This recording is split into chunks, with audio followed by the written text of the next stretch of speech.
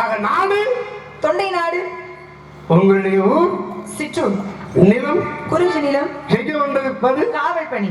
அமைப்பிருப்பது பரன். குலக்கடவுள் முருகப்பெருமான். முருகன். ஆறுமுகன். சண்முகன். சதாச்சரன். சுவாமிநாதன். குருபரன். குக்குடகதாரி. வேலாயுதன். மண்ணை ஏறி. தண்டாயுதபாணி. சண்முக பிரியன். செந்தில் வேல் வடிவன். பாகேஸ்வரியின் மகன். சண்முகவேல். அதனால்தான் குகன். ஞானவேலன். அதனால்தான் அறுவடையின் ஆண்டவனை ஆண்டி வேடம் கொண்டவனை. கடம்பன், விசாகன், விமலன், தயாபரன், தயாநிதி, காங்கேயன், கார்த்திகேயன், விமலன், நிமலன். அவனுக்கு இருக்கு 1008 பேர். 108 பேர். எல்லா பேரையும் சொல்லிக்கிட்டே இருக்கலாம். ஒவ்வொரு பேருக்கு விளக்கத்தோடு அவதாரம் செய்தவன் முருகன். அதனாலதான் வெள்ளிமலை மன்னவனுக்கு மகனாக பிறந்தவன் அவன். ஆமா, கைலாயத்தில் கைலாயம் தான் வெள்ளிமலை. வெள்ளிமலையில் கைலாயத்திற்கு தான் வெள்ளிமலையின் பெயர். தேவர்கள் குறையை தீர்க்க வேண்டும் என்றால் தேவர் குறை கவிழ்ச்சி சினம் தனிந்தது. அப்பேற்பட்ட நன்மைகளை சிவராஜீஸ்வரன் எழுப்பதற்காகத்தானே முருகன் அவதாரம். கைலாயத்தை நினைச்சா கைலாயத்துக்கு போனா என்ன புண்ணியமோ அந்த மாதிரி பேரை இங்க இந்த ஊருக்கு வச்சு அந்த வெள்ளிமலையில முருகன் குடி கொண்டிருக்க மாதிரி ஒரு அமைப்பு வச்சிருக்காங்க பாருங்க. இது எவ்வளவு பெரிய விஷயம் தெரியுமா? அதே மாதிரி அதான் முருகன் பெருமான். இங்க முருகன் ஒவ்வொரு இடத்துலயும் அவனுடைய அவதார நோக்க ஒவ்வொரு இடத்துலயும் அவனுடைய பெயர்கள் குறிப்பிட்டிருக்கு. கங்கையினால சுமக்கப்பட்டவன். அதனாலதான் முருகனுக்கு காங்கேயன்னு பேர் வந்துச்சு.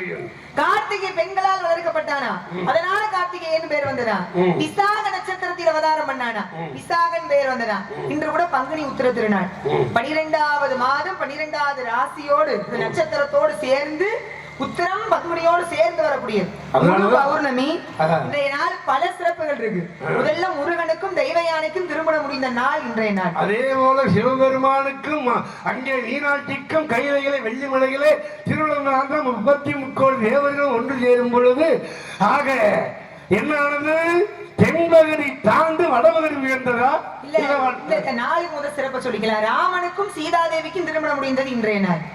அர்ஜுனன் பிறந்தது இன்றைய நாள். ஐயப்பன் தர்மசாஸ்தா ஐயப்ப சுவாமிகள் அவதாரம் பண்ணிய ஒரு நட்சத்திரம் உத்திர நட்சத்திரம். அவர் பிறந்தது இன்றைய நாள். இன்றைய நாளைக்கு எவ்வளவு சிறப்பு பாருங்க. எல்லா தெய்வ திருமணங்களும் நடந்தது பங்குனி உத்திர திருநாள்ல தான். அதுவும் பௌர்ணமி என்று திருவண்ண எங்கெல்லாம் கிரி இருக்கோ மலை இருக்கோ, அது சிறிய குன்றோ பெரிய மலையோ, அந்த மலையை இன்றைய நாள் சுத்தி வலம் வருது. கிரி வலம் வருதுங்கிறது அவ்வளவு புண்ணியத்தை கொடுக்கக்கூடியது. அந்த கிரிவலம் வரணுங்கிறதுக்காக சிவபெருமானை என்ன சொல்லுவாங்க, நினைக்க முக்தி அளிக்கக்கூடிய ஸ்தலம் நினைத்தாலே திருவண்ணாமலை. திருவண்ணாமலை திருவாரூர்ல பிறக்கணும். அந்த திருவண்ணாமலையில தான் சிவனின் திருமுடியை தேடி ஓடினார்கள். அந்த அக்கினி பிளம்பாகப்பட்டது ஜோதி. ஆமா, ரெண்டு பேருக்கும் செருக்கு. பிரம்மாவுக்கும் மகாவிஷ்ணுக்கும் மனசுல என்ன அப்படின்னா, பெருமாள் வந்து மகாலட்சுமியுடைய கணவர். அவருக்கு செல்வத்திற்கே அதிபதியாக இருக்கக்கூடிய பெண்ணோட கணவர் நாம தானே என்ற செருக்கு. கல்விக்கே அதிபதியா இருக்கிற கலைவாணிக்கு கணவர் நம்ம தானே என்ற செருக்கு பிரம்மாவுக்கு. ரெண்டு பேருக்கும் பாருங்க மனசுல ஆணவத்தோட இறைவனை நெருங்க முடியாதுல. அதனால நீயா நானான்னு போட்டி வந்துருச்சு. ரெண்டு பேர்ல யாரு பெரியவங்கன்னு தெரியணும்னா, சிவனுடைய திருமுடியையோ திருவடியையோ யாரு பாக்குறாங்களோ அவங்கதான் பெரிய ஆளுன்னு பின்னோக்கி இறைவன் வளர்ந்து கொண்டே போனார். அப்படி வளர்ந்து ஜோதி ரூபமாக எழுந்து நின்ற இடம்தான் திருவண்ணாமலை, அண்ணாமலையாருடைய ஆலயம். சொல்லுங்க. ஆனா மேல போவதை காட்டிலும் ஆண்டவருடைய அடியை பணிந்தால்தான் அடி உதவுவது போல அண்ணன் தம்பி உதவுவதில்லைங்கிற மாதிரி ஆண்டவருடைய பாதாள வெந்தத்தை நாடி போவோம் என்று பெருமானாக பெற்றவங்க வராகவதாரம் எடுத்து போனாராம். ஆமா, அப்படி வராகவதாரம்னா வண்டி வரம் எடுத்து போகும் பொழுது அவர்களை பார்க்க முடியல. என்னாச்சு? பாரத்தை தொடுகிறாரே என்று மைப்பனும் தொழாரே நினைச்சு இவர் குனிந்தார். குனிந்த உடனேதான் திருமுடியும் பார்த்தாரு, திருவடியும் பார்த்தாரா. ரெண்டு பேரும் பார்க்கல. வேணா ஒரு புனை கதையா சொல்லிக்கலாம். ரெண்டு பேரும் பார்க்க முடியல. ரெண்டு பேருமே தோத்துட்டாங்க. ஏன் தோத்து போனாங்கன்னா, கடவுளை நெருங்கணும், பக்தின்றது ஒண்ணு வேணும். அன்பு முதல்ல மனசுல அன்பு பணிவோடு இருக்கணும். மனசுல நான் அப்படின்ற ஆணவம் இருந்துச்சுன்னு வைங்க. இன்னைக்கு பாருங்களேன், நிறைய இடங்கள்ல நிறைய பேர் சொல்ற வார்த்தை தான், நான் இல்லைன்னா இந்த திருவிழா நடந்திருக்குமா, நான் இல்லாட்டி கும்பாபிஷேகம் பண்ணிருக்க முடியுமா, நான் இல்லைன்னா கோயில வெட்டிருக்க முடியுமா, நான் இல்லாட்டி இந்த நாடகத்தை நடத்திருக்க முடியுமா. எப்ப பாரு எல்லாருக்கும் ஒரு மனசுல ஒரு எண்ணம், நான் தான் எல்லாத்துக்கும், நான் தான் எல்லாம் பண்ணேன். எப்பொழுது நான் பண்ணேன்ற வார்த்தை வந்துகிட்டே இருக்கும். இந்த நான் என்ற ஆணவமே வினை கூடிக்கிட்டே போகும். ராமானுஜரை அழைத்தவருடைய குருநாதர் சொன்னாரு, ஓம் நமோ நாராயணான்ற மந்திரத்தை உனக்கு சொல்லி தரேன். இத சொன்னா சொர்க்கத்துல இடம் கிடைக்கும். கண்டிப்பா நீ சொல்லணும், வேற யாருக்கும் சொல்லக்கூடாது. வெளியில சொல்லிட்டேன்னா உனக்கு நரகம் கிடைச்சிடும். அதனால உன் மனசுக்குள்ளேயே வச்சுக்கன்னாரு. சரின்னு பார்த்தா ராமானுஜன் நாம மட்டும் நல்லா இருக்கணும்னு அவர் நினைச்சிருந்தாரு வைங்க, மந்திரத்தை வெளியில சொல்லி இருக்க மாட்டாரு. அவர் என்ன பண்ணிட்டாரு, நம்ம நரகம் போனாலும் பரவாயில்ல, சொல்லல, எல்லாருக்கும் சொன்னா எல்லாரும் நமோ நாராயணான்னு சொல்லி சொர்க்கம் போவாங்க இல்லையா அப்படின்னு எல்லாரையும் கூட்டி ஓம் நமோ நாராயணா. குருநாதருக்கு கோவம் வந்துருச்சு. வெளியில சொல்லாதன்னு இல்ல, எல்லாருக்கும் ஏன் சொன்ன, உனக்கு தான் நரகம் கிடைக்குமேன்னாரு. எனக்கு நரகம் கிடைச்சா என்ன, என் பக்தர்களுக்கெல்லாம் சொர்க்கம் கிடைக்கட்டும், யான் பெற்ற இன்பம் நீ வையகம் பெறட்டும்னாரா. இப்ப மனச பாருங்களேன், தனக்கு கிடைச்சதை தனக்குன்னு வச்சுக்கிறத தாண்டி பிறர் நல்லா இருக்கணும்னு யார் நினைக்கிறாங்களோ அவங்க ஞானி ஆயிடுறாங்க. அதனாலதான் ராமானுஜர் பார்த்தாரு, எல்லாருக்கும் சொர்க்கத்துக்கு வழிகாட்டியவர் நரகத்துக்கா போவாரு, அவருமே சொர்க்கத்துக்கு தான் போனார். ஆக இந்த மாதிரி உலகத்துல இன்பங்கிறது எல்லாருக்கும் கிடைக்கணும்ன்ற எண்ணம் வேணும்ல. அதே மாதிரி என்ன வேணும், அதான் ஒன்று வட்டால் ஒன்று வாழ்ந்து ஊருடன் பகைக்கின் வேருடன் கெடும்டாங்க அவை முதாட்டி. அதான் சொன்னாங்க. அதான் வேணும்னு சொல்றாங்களே, வேணும்னு சொல்லாம நான் வல்லவன் சொல்வதை போல எல்லோரும் நான் சொல்வதை கேளுங்கள், மரணமில்லா பெருவாழ்வு வாழலாம் எல்லோரும். நான் சொல்லக்கூடிய போதனை நீங்கள் எல்லாம் தெரிந்து கொண்டால் மரணமில்லா பெருவாழ்வு வாழலாம் கண்டீர்னு வள்ளலார் கூப்பிடும் போது கடைசியில யாருமே வரல. அப்புறம் கடைசியில் வந்துகிட்டாராம், கதை விடுத்தேன் கொள்வார் இல்லை அப்படின்னு. நான் எவ்வளவு சொல்லியும் யாரும் வர மாட்டேன் என்கிறார்கள். ஆன்மீகத்தின் தன்மை மக்களுக்கு இன்னும் புரியலையே, நான் என்ன செய்வேன் என்று உள்ளம் பாடினார். வாடியவைகளை கண்டபோது எப்படி மனம் பாடி நின்றாரோ வள்ளல் பெருமானா, அதே போல இப்படி தெரியாம அஞ்ஞானத்தில் எல்லா மக்களும் இருக்கிறார்களே என்று கடைசியில் அவரே வேதனைப்பட்டாராம்.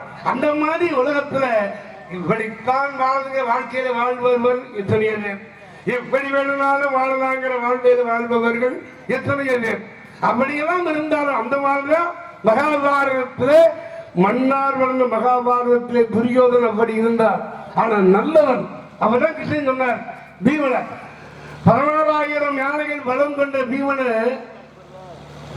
வெல்லுவது யாரா அப்படின்னா துரியோதனுக்கு சமமான ஆளு பீமன் தான் அப்படின்னு சொல்லி கேட்கிறார். ஏப்பா பீமா, 16,000 யானைகள் பலம் கொண்ட பீமனே துரியோதனை உன்னால் வென்றுவிட முடியுமான்னு கேட்டார். அந்த பீமன் என்ன சொன்னார் தெரியுமா? என்ன சொன்ன?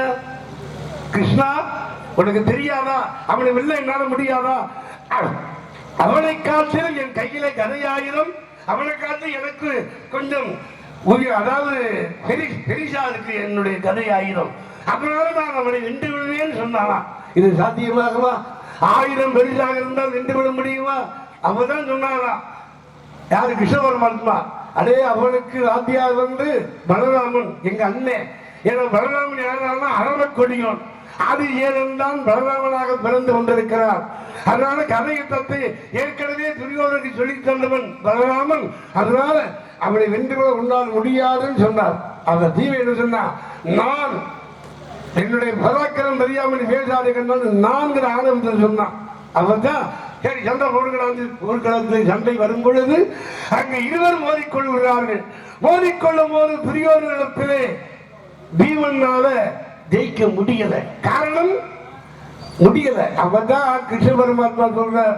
ஏன்னா அவருக்கு தெரியும், பின்னால வருவதை முன்னால் ஆராயக்கூடிய தந்தை படைத்த பரந்தாமன் நினைச்சாராம்.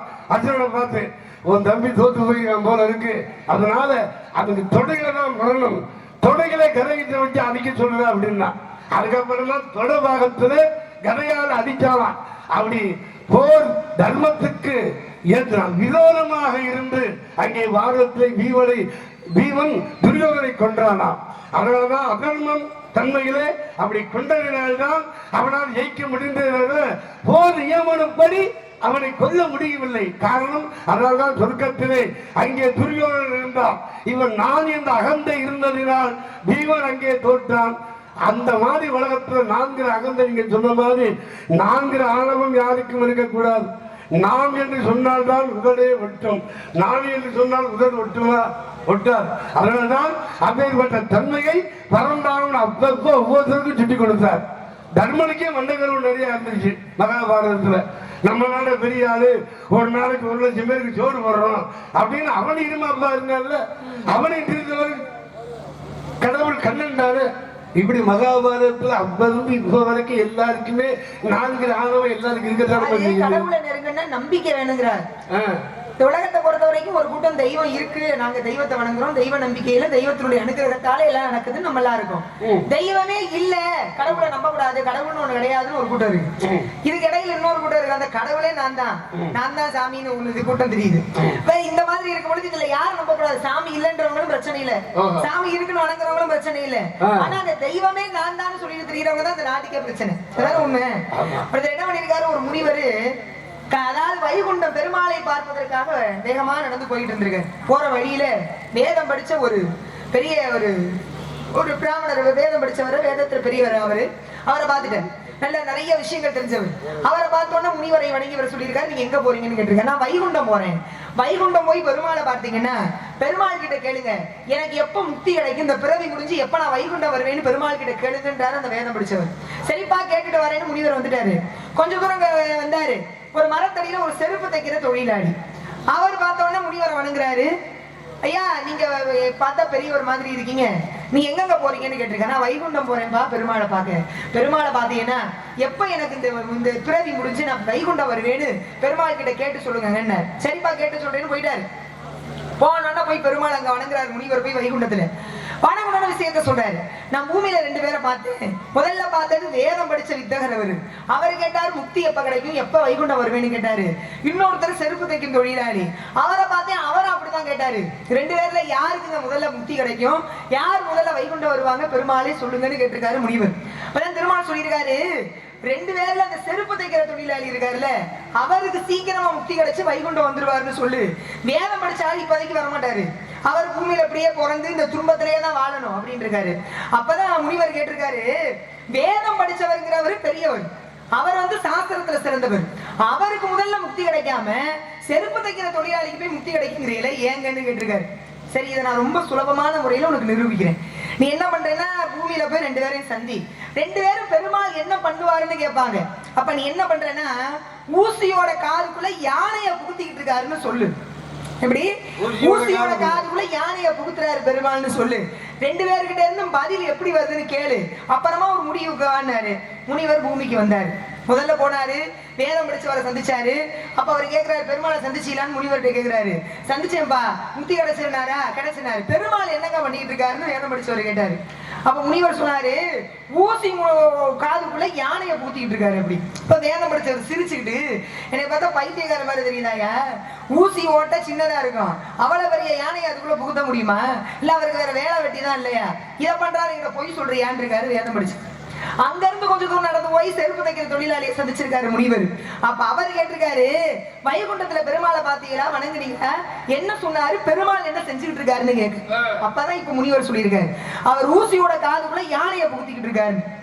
இப்பதான் செருப்பு தைக்கிற தொழிலாளி சொல்றாரா, என்னங்க இது என்ன பிரமாதம், அவர் தான் கடவுளாச்சே, அவர்னால முடியாததுன்னு ஏதாவது இருக்கா, சிறிய விதைக்குள்ள இவ்வளவு பெரிய மரத்தை வச்ச இறைவன், சிறிய துடிக்குள்ள பெரிய உயிரை வச்ச இறைவன், ஒரு சின்ன ஓட்டைக்குள்ள யானையை புகுந்த மாட்டாரா அப்படின்ற மாதிரி நம்பிக்கையா சொன்னானா. அப்பதான் முனிவருக்கே தெரிஞ்சுச்சான், இறைவனை வணங்குறதுக்கு முதல்ல மனதுல இருந்து நம்பிக்கை வேணும், மனசுல அன்போடு இருக்கிற பக்தி வேணும், அது முக்கியம் இல்லையா. அதனால வட்டினத்தாருக்கே சிஷியனா வந்தவர் பத்திரகிரியார், பெரிய அரசன். அரசன் வட்டினத்தார கனவுல ஏற்ற போறாங்க. கடைசியா கழுமரவே தீபதி எரிஞ்சான். உடனே ஆக தெரியாமல் வட்டினத்தாருக்கு நன்மையை கொடுத்துட்டேங்கிறதுக்காக ஓடி வந்து வாக்குறாரு, கழுமரம் பத்தி எரியுது.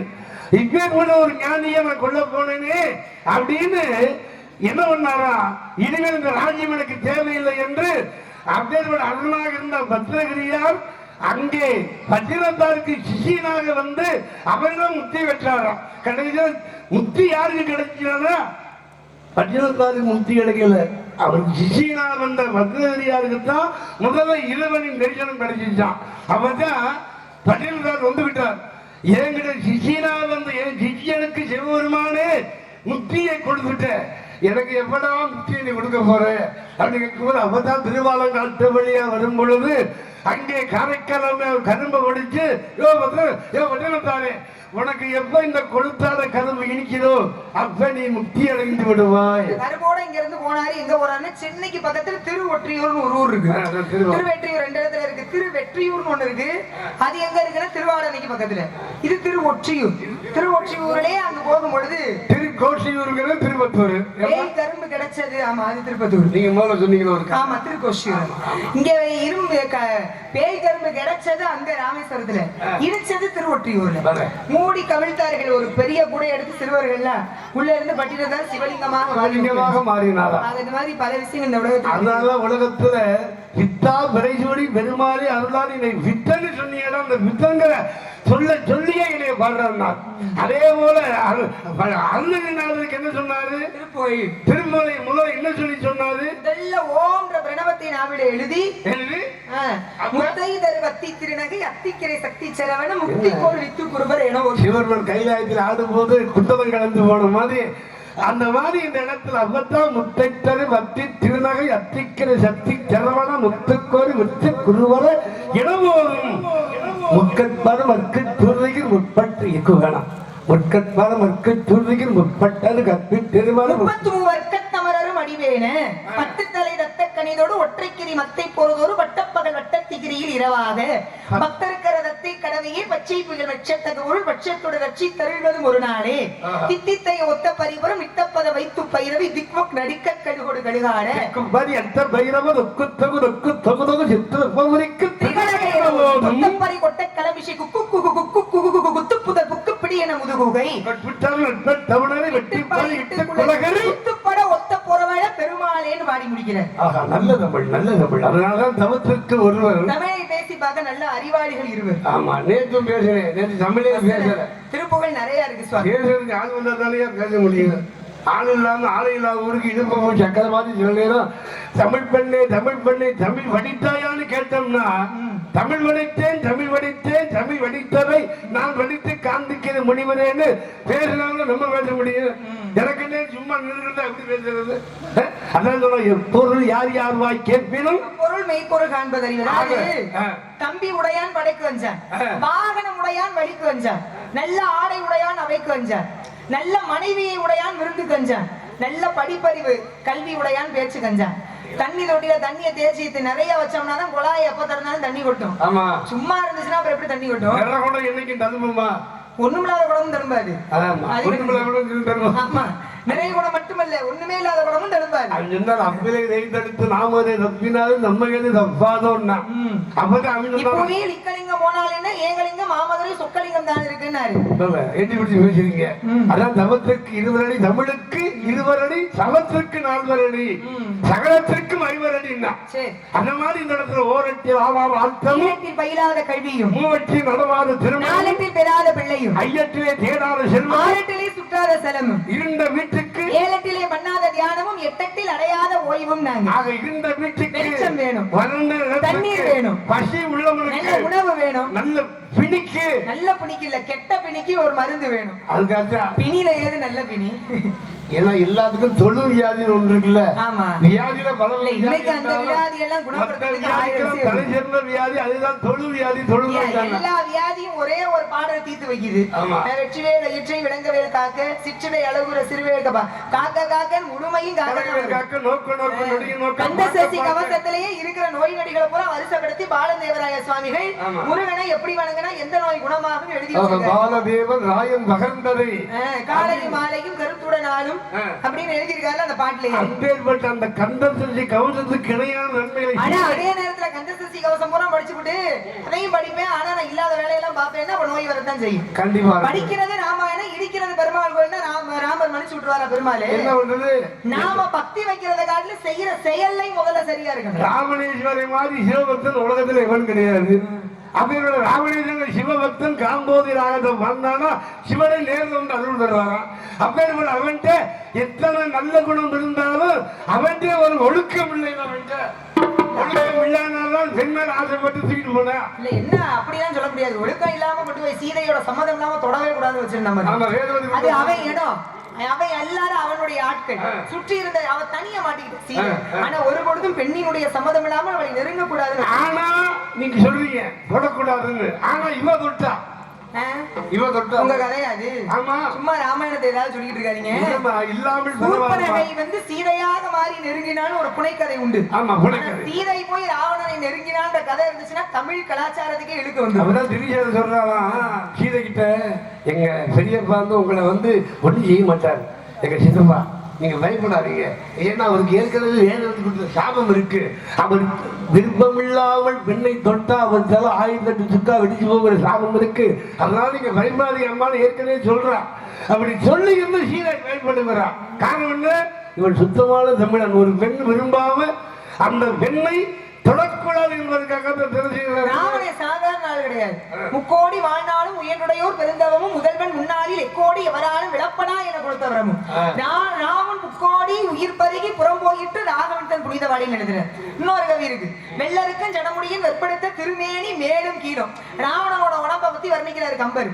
வெள்ளருக்கும் ஜடமுடியின் யாரு? கைலாயம்பதி சிவன். வெற்படுத்த அவன் வாழ்ற மலையவே பேர்த்தெடுத்த திருமேனி மேலும் கீழும். எல்லிருக்கும் இடம் இன்றி உயிர் இருக்கும் இடம் நாடி இழைத்தவாறும். எள்ளு இருக்கிற இடம் கூட இல்லையா உடம்புல. அந்த அளவுக்கு ராமபாணம் தொலைச்சிருச்சான்.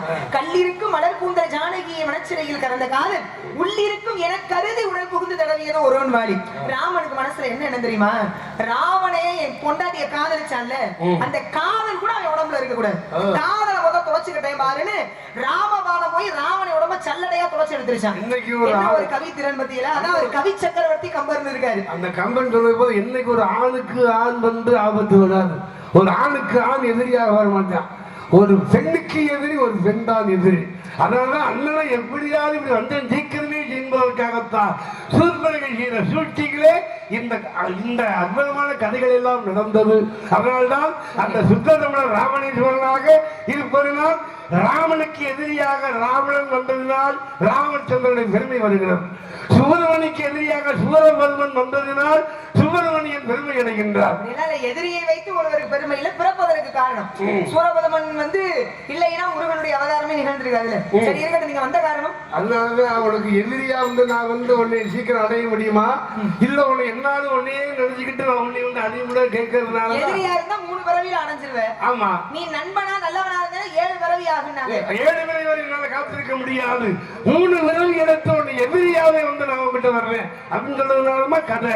சரி, ஆனா உன் கதை என்னன்னு உனக்கு சொல்லணுங்கிற கதை நான் சொல்லுங்க. என்ன விஷயம்? சீதை வளரும் போது சிவதனுசு என்ற வில்லுமல் இருந்து சந்திரவதி பிறந்தவர், நாரியோடு பிறந்தார். பரசுராமன் பிறந்தவர், நாரியோடு பிறந்தார். கர்ணன் பிறந்தவர், குண்டலத்தோடு பிறந்தார். கண்ணகி பிறந்தவர், நான் சிலம்போடு பிறந்தார். எப்ப கனகவேங்கைக்கும் குறமகளாக நீ பிறந்து நான் உன்னை சொல்லிக்க நாம மகிழ்ச்சியை நான் வந்திருக்கிறேன். நாமம் சொல்லிக்கிட்டே பிறந்தேனா முருகனுடைய நாமம். உன்னுடைய அழகுக்கும் உன்னுடைய அறிவிற்கும் உன்னுடைய இளமைக்கும் உன்னுடைய நல்ல தமிழுக்கும் உனக்கு நல்ல ஒரு மாப்பிள்ளை பேர் சொல்லுங்க பாப்போம். எவ்வேறு மாப்பிள்ளை தெரியுமா?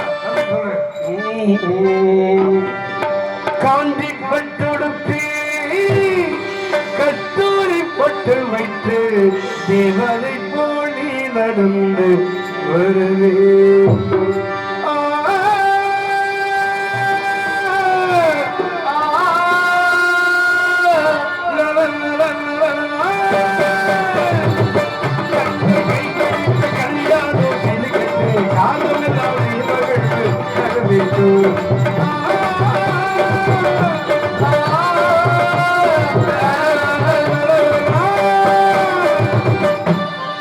முருகன் கைப்பிடிக்கணும், முருகனை கல்யாணம் பண்ணணும்.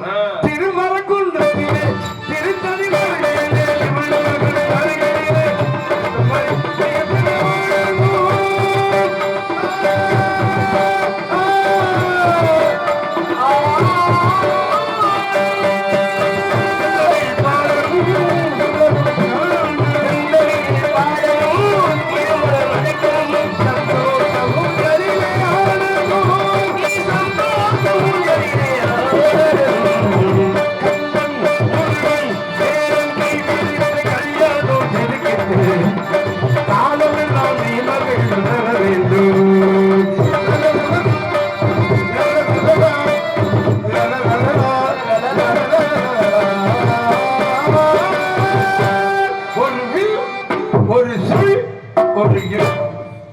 உரைக்குரிய முருகனை, கண்ணனை, கடம்பனை, காசியகனை கல்யாணம் பண்ணிக்கிறேன் நான் வேறேன்னு ஒரு வார்த்தை வேறொரு வரம் இழந்து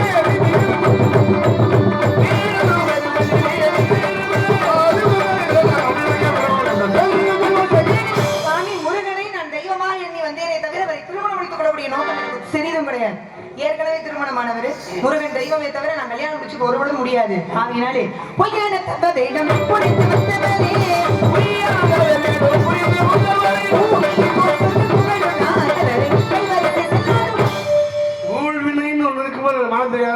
வேகமா ஊழ்வினை மெல்லப்பாய் பெருமைக்கும் ஏனை சிறுமைக்கும் தத்தம் தருமமை கட்டளைகள். அதனால முதலைக்குரிய முருகனை வேண்டாம் என்று சொல்வது எனக்கு ரொம்ப வேதனையாக இருக்கு. நான் என்ன பண்ண முடியும்? தானா கடிஞ்சா கனி சாப்பிட நல்லா இருக்கும். சரி, தடி கொண்டு அடிச்சு கனி வச்சு சாப்பிட்டோம்னா நல்லா இருக்கும். அதனால சொல்றேன், கிளம்புங்க இங்க இருந்து. நான் கிளம்ப முடியாது. நீ சம்மதம் கொடுத்தாச்சு நான் சம்மதிக்க மாட்டேன். எனக்கு முருகனை கட்டிக்கிறதுல விருப்பம் இல்ல. வாதத்துக்கு ஏன் வாழ்க்கையில என்ன ஒண்ணுன்றது எனக்கு தெரியும். நீங்க சொல்லி என்ன? வாதத்துக்கு மருந்து உண்டு. பிடிவாதம் பண்ணாதீங்க. பிடிவாதத்துக்கு மருந்து இல்லை. வருங்காலம், எதிர்காலம், நடக்கக்கூடிய நிகழ்காலம், இறந்த காலம், நிகழ்காலம், எதிர்காலம், இந்த 3 காலையும் உணர்ந்து நான் சொல்லும் போது அப்ப நீ வேணாம்னு சொன்னா நல்லா இருக்கு. நீங்க எந்த காலத்தையும் உணர்ந்தவர் இருந்துருப்பாங்க. இது ஏன் வாழ்க்கை, எனக்கு முருகனை பிடிக்கல, கட்டிக்க மாட்டேன். ஓ வாழ்க்கை உன்னுடைய ஊழ்வினை முருகனைத்தான் 2ஆம் தாரமா இன்னைக்கு கல்யாணம் புரியணும். ஊழ் வினை நான் நீங்க முருகனை கட்டிக்கிறது என்ன வினை? அடிக்கடி ஒரு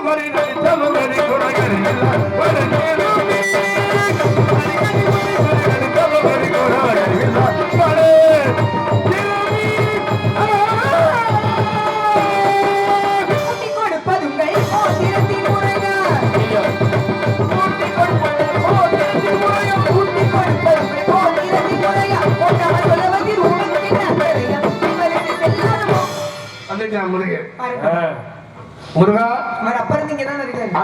என் அப்பன் என் ஐயரை வரச் செய்து காலத்தின் நன்மையை கருதி இந்த சூரியன் அஷ்டமமானதற்குள்ளாக அறிவில்லாதவர் கருவை கூட்டி, உத்தமர்களுக்கு ஞானத்தை கூட்டி, பாதுகளுக்கு பண்புகளை கூட்டி, இந்த தன்மையை முறைக்குரிய முருகனை உனக்கே வளம் புரிந்து வைப்பேன். இல்லையே நான் நாதமல்ல அணிந்திருப்பது வரம் முடிச்சுமல்ல. இது சத்தியம், இது சத்தியம். இவர் சத்தியம் பண்ணா நம்ம நடந்துருமா? நான் நினைக்கணும்னே. நான் நினைக்கிறதுனாலதான் நடக்குது. நினைக்கல அப்ப நீங்க? நான் வந்ததே அதுக்கு தான் வந்தேன். நான் வந்ததே முருகனை கட்டிக்கிறதுக்கு தானே. இந்த கூட்டம் எல்லாம் எதுக்கு உட்கார்ந்திருக்காங்க? எல்லாம் கல்யாணத்துக்கு வந்த ஆளுங்க. அப்படியே அதனால கிளம்பி போகாம உட்கார்ந்திருக்காங்க. இன்னும் 2 மணி நேரம் 1 மணி நேரம் 2 மணி நேரத்துல கல்யாணத்தை முடிச்சு வச்சுட்டு எல்லாரும் பூத்தூதி அச்சதை போட்டு ஆசீர்வாதம் பண்ணிட்டு சாப்பிட்டுட்டு மொய்யெழுதிட்டு தான் போவாங்க. மொய்யெழுதிட்டு அதனால முருகா சீக்கிரமாக பள்ளியாகி என்னை ஆட்கொண்டு அழைத்து செல்ல வேண்டும். விஷயமே முருகனை தரோ ரோஹரா.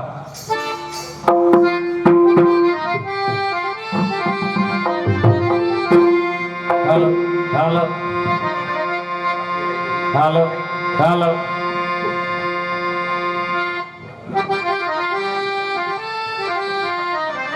Hello hello hello. Shambho Mahadeva, Shambho Mahadeva, Shambho Mahadeva, Shambho மகா.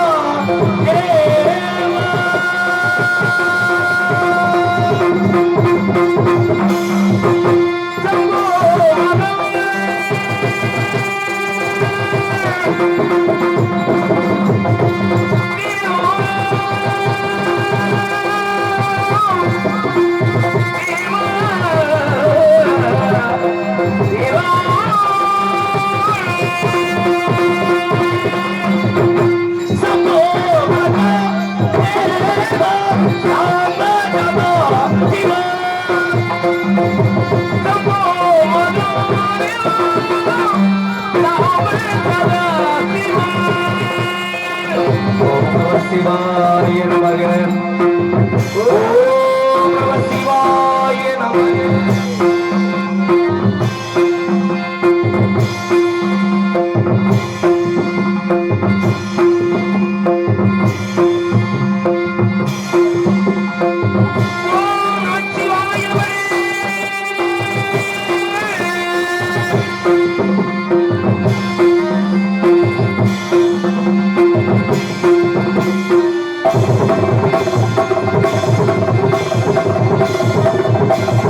Thank you.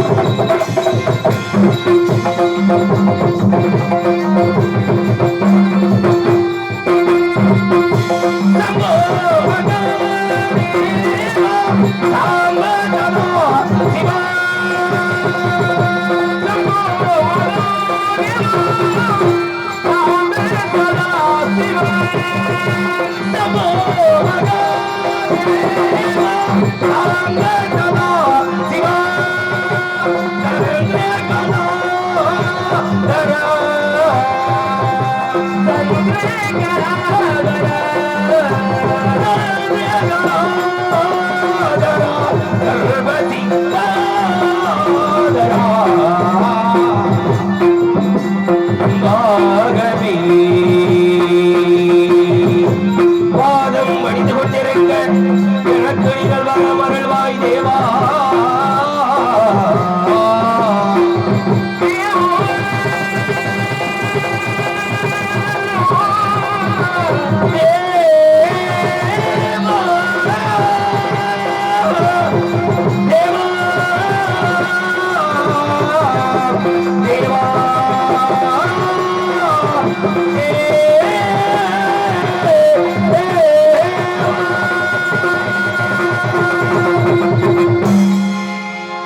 ஓம் நமச்சிவாய நமக, ஓம் சத்யாய நமக, ஓம் நமச்சிவாய நமக.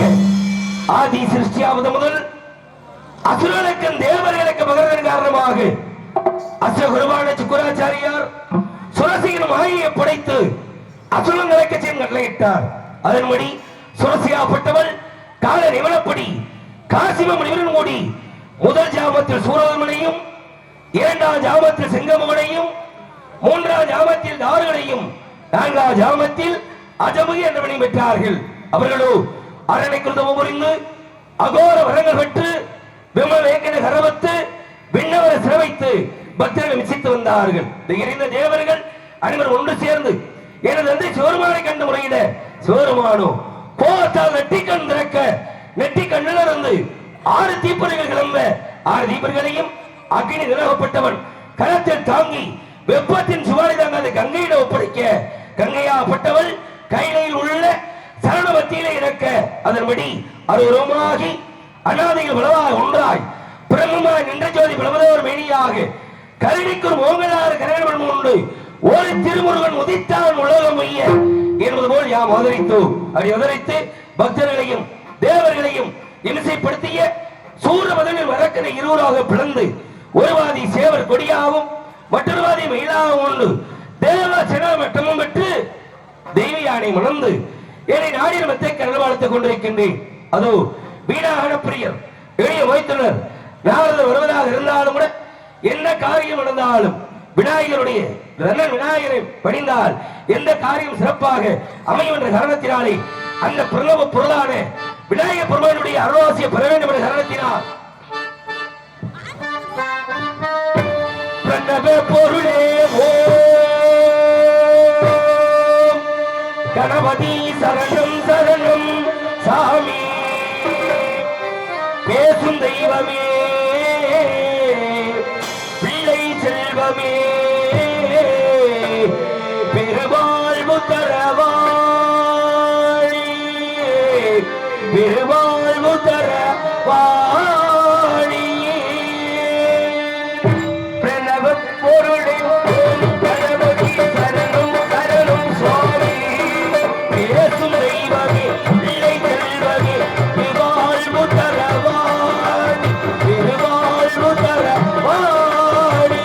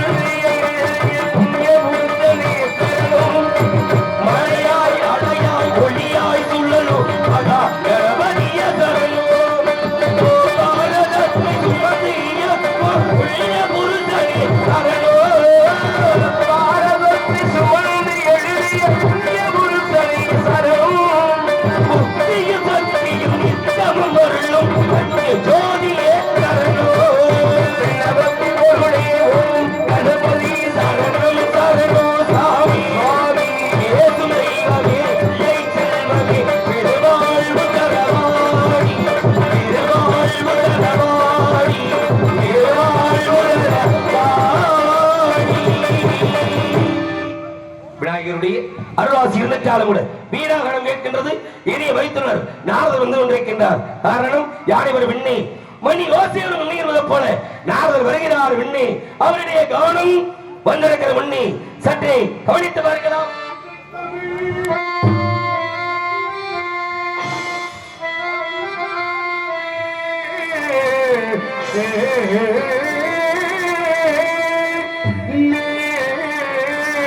இருக்கையிலே எனக்கு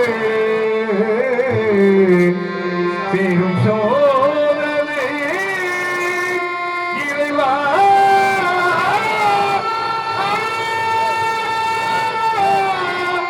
இறைவா இதை தமிழில் செய்த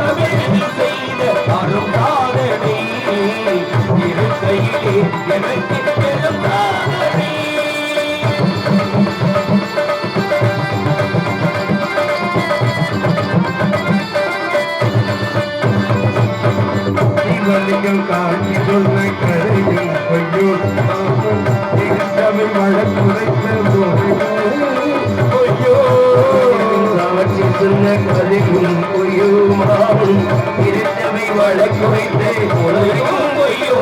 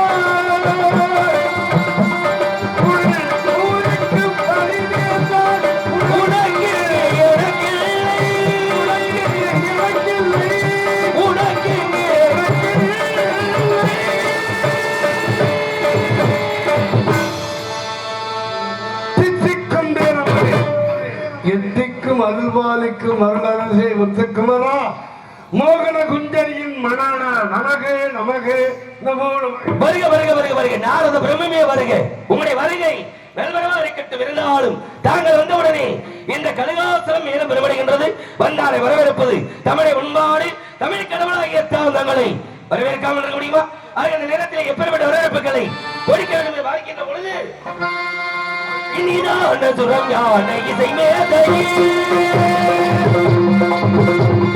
இனிதான சுரம் ஞான இசை மேதையே எனவே உயர்வானே அவையுயே இனிதான சுரம் ஞான இசை மேதையே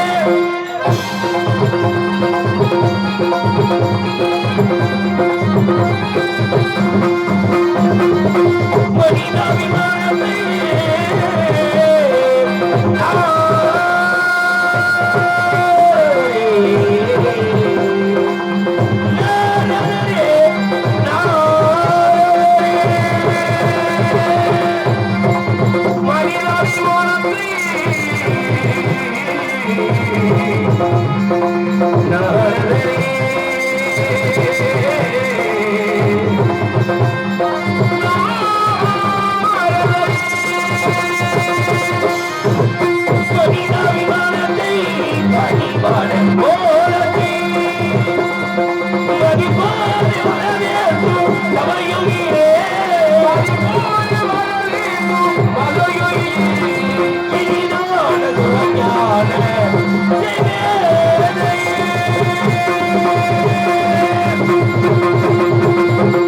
எங்கெங்க சென்றீர்கள், என்னென்ன கண்டீர்கள், எடுத்து கூறுங்கள் பார்க்கலாம். எல்லாம் மகிழ்ச்சியான மங்களகரமான செய்தியோட தான் முருகா ஜோதியை பார்த்து வந்திருக்கேன். காரணம் இல்லாமல் தோரணம் கட்டப்பட்டாங்க இல்லையா?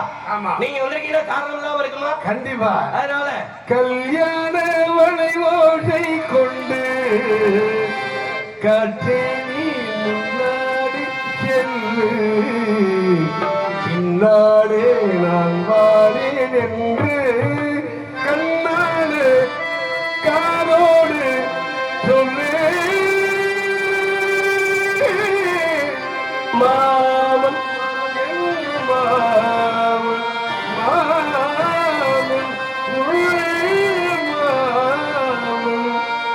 மாமன் வேலையில நான் வந்திருக்கேன். என் மாமன் வேலைதானா? அந்த ஆள் சும்மா இருக்க மாட்டாம என்னைய போட்டுக்கிட்டு. சரி, என் மாமனத்தானே நீங்க நாராயணா நாராயணான்னு சொல்லணும். சரி, ஆமா, உங்களை பார்த்தா ஓம் நமோ நமகன்றேன். உண்மை. வைகுந்தமான அறிவோ நமோ நாராயணன்றேன். உண்மைதானே. சத்தியலோகமான பிரம்மாய நமகன்றேன். ஆமாங்க. உங்க அப்பா கைலாசனாக நமச்சிவாய நம அப்படின்னு வேண்டியது. நமச்சிவாயே நமச்சிவாயே ஓம் நமச்சிவாயே ஹரிகர சுதனே அருணாச்சலனே அண்ணாமலையே போற்றி. அறிவோ நமச்சிவாயே சிவமோ நமச்சிவாயே சிவமும் அருட்சிவாயே. உங்க அப்பா பேரை உங்களே சொல்ல வச்சு. ஆமாங்க ஆமாங்க. பெற்ற பிள்ளைதானே அப்பன் பேரை சொல்லணும். உண்மைதானே. ஆனா நான் இடங்கட்டு போகக்கூடிய ஆளு. காரியம் ஆக வேணும் இல்லையா? ஆமா. உங்களை வச்சு நீங்க ஒரு கதையை ஆரம்பிக்கணுங்கிறதுக்காக தான். தமிழ் கடவுள் அல்லவா? ஆமா. முருகன் இல்லாத எத்தனை உலகத்துல எத்தனை தெய்வங்கள் இருந்தாலும் என் தெய்வம் முருகனை போல் ஒரு தெய்வம் உலகத்தில் எத்தனையோ மாநிலங்கள் இருந்தாலும் அந்தந்த மாநிலத்துக்கெல்லாம் ஒரு கடவுள் கிடையாது. ஆனால் நம்முடைய தமிழுக்கு மட்டும்தான் தமிழ் கடவுள் முருகன் அப்படின்ற பெருமை நம்மளுக்கு மட்டும்தானே. ஏன்னா மாரியப்ப சுவாமிகள் எந்த தெய்வத்தையும் பாட மாட்டார். மாரியப்ப சுவாமிகள் முருகனை தவிர வேற எந்த தெய்வத்தையும் பாட மாட்டேன். அப்படி மீறி பாடிவிட்டா என்ன செய்வது? நாக்கையை அறுத்துக்கிட்டாராம். 90,000 மதியம் ஆனதுக்கு அப்புறம் யாரு மாரியப்ப சுவாமிகள் அந்த நாக்கை அறுத்தா அந்த நாக்கை வளர விட்ட வெறுமை யாருக்குடா இருக்குன்னா அதுதான் என் ஞான பண்டிதன் முருகனுக்கு அந்த நாக்கை வளர விட்டாராம் மாரியப்ப சுவாமிகளுக்கு. அந்த தன்மையில உங்களுக்கு நல்ல ஒரு கனியை பார்த்து வந்திருக்கிறீர்கள். ஆக ஏற்கனவே கொண்டு வந்தீர்கள். கொண்டு வந்தனால் கிடைத்தது ஒரு வீடு. அது உண்ணுற கனி. அது உண்ணுற கனி. இது வந்து வேற மாதிரி மனதிலே எண்ணுகிற கனி. இருக்கட்டும். கொண்டு வந்தனால ஒரு வீடு கிடைச்சிச்சு. கண்டு வந்ததுனாலே ஒரு வீடு அமையும் அப்படின்னு நினைக்கிறேன்.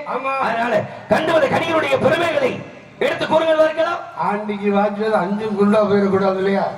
அதனாலதான் ஒரு சிறப்புங்கிறதுக்காகத்தான் மாங்கனிக்கும் தேன்கதலே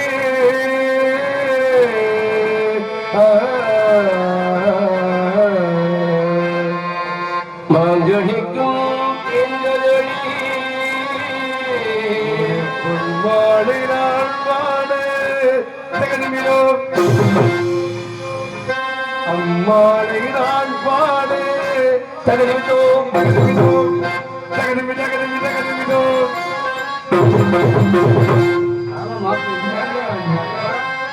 வன்களிக்கும்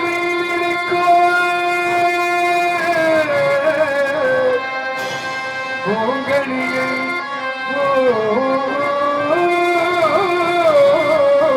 கனியை கண்டு மனும் பூடித்தே முருகா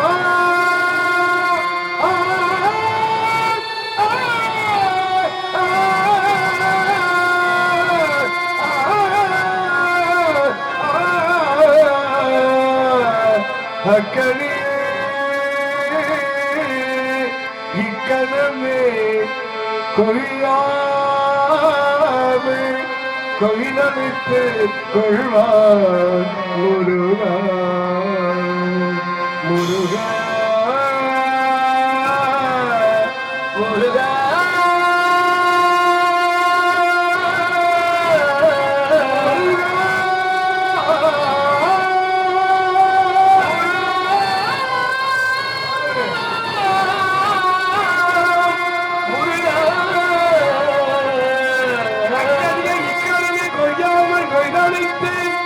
அக்கடியை